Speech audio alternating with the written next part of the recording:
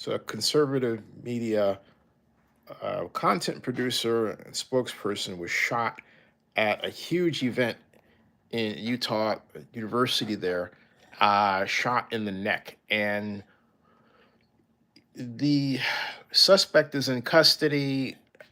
The name hasn't been posted as of yet. Um, and it's the actual photograph and also video has been shown that where he Charlie got shot in the neck, and he got shot in such a way that the blood immediately came out. It was absolutely awful, folks. It was absolutely completely awful. Um, so I'm praying for Charlie to survive, and everyone should, regardless of feeling and you in the about what he might have said or his ideas, what you perceive his ideas to be.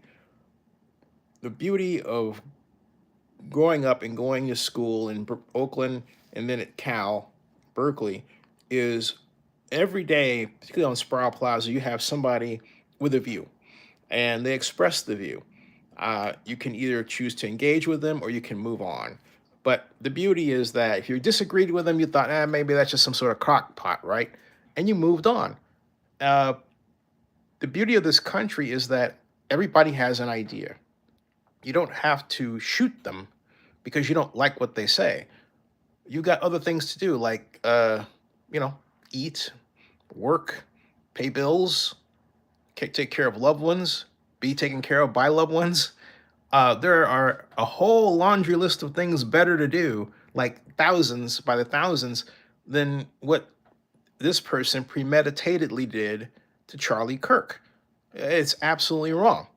And I mean, it's absolutely wrong. And so I really pray that he survives, but also want people to understand that there was a time not too long ago where we would hear about someone else's idea, and it was just precisely that. It was someone else's idea. That's it.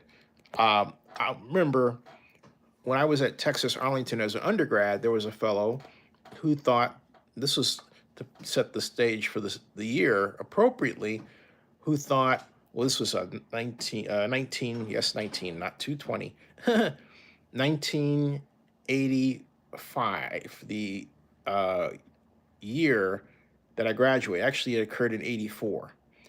I graduated from UTA spring of 1985, and I then went to Berkeley that fall for grad school at Cal. At any rate, this fellow's a friend of mine, white, from Texas. Met him playing pool at the Dry Gulch, which was what the bar was called there, in student meeting place. Yes, and also he was a student at UTA. He thought that apartheid in South Africa was okay. I kid you not, that was his attitude. But I didn't call him names. I didn't dismiss him. I maintained the friendship, but I said I would always debate him from a perspective of what's right from an American point of view. And we always played pool. I proceeded to beat him in pool 8 times over the next year. And each time I gave him a very calm, stern, sincere lecture on why apartheid didn't work. Again, not calling him names, not raising my voice, just talking as we talk. And sometimes we go and get coffee or something like that. And we had studying to do at uh,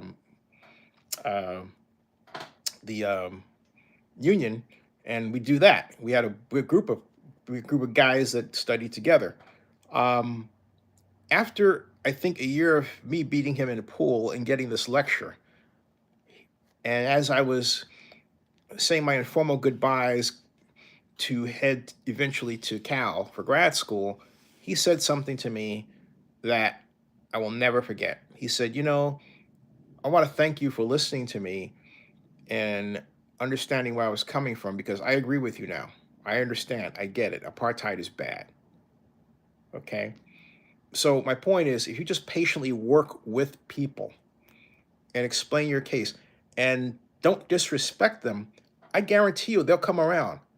9 times out of 10, they'll come around. If they are the 10th person in 9 times, right? Then they're a nutcase. They've got to be, all right? If a person's your friend, they're your friend. Some friends have dumb ideas. Somebody could be as dumb as a fence post, but they're there for you when you need them. That's a friend, all right? So you don't want to throw, as I say, the baby out with the bathwater, right? That's not the way to do it. That's not the way to do it. And we've come to a place in this country, I believe, tied to too many guns. But we've come to a place in this country, it's not just too many guns, it's also social media, reading something in text. Text makes you feel something differently than when you're talking to people. The example I gave when I was at UTA happened during a time when there was no internet.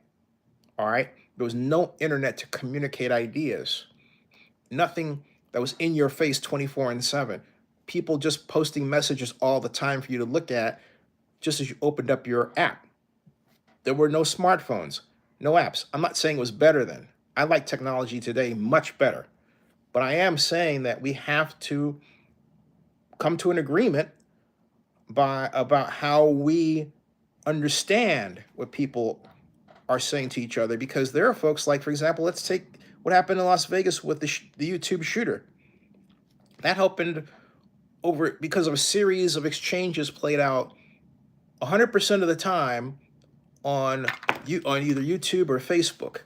And that's not healthy, all right? If you don't know the person, then you can't truly say you understand where they're coming from. If you haven't met them and had a discussion face to face that there was long enough and also peaceful with, people to help you kind of moderate the conversation, that led to a conclusion.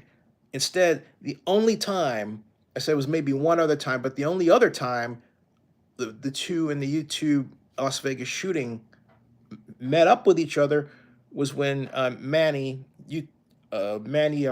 Ramirez, the man who did the shooting, shot Freddie the Legend, or as he called himself on YouTube.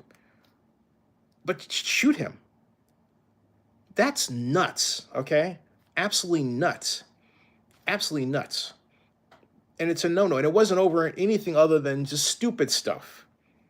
I mean, just stuff that makes you wonder if these folks had a completely formed brain. I'm serious. I'm serious. And that's another reason why you have to make sure that you're nice to people, and that when you have an exchange, if it's going the wrong way, pick up the phone and call. Don't text. Call. Calling is better. Texting has been the ruin of society as much as it has helped society advance. We overreact to texts. It's psychological, and whatever impact it has on us, that happens. If you're getting angry, don't text. Pick up the phone. Use the phone and say, hey, look, I'm sorry. You're my friend. Or you know what? Even if you're just getting to know the other person, I don't want to be misunderstood. I don't want to disrespect you.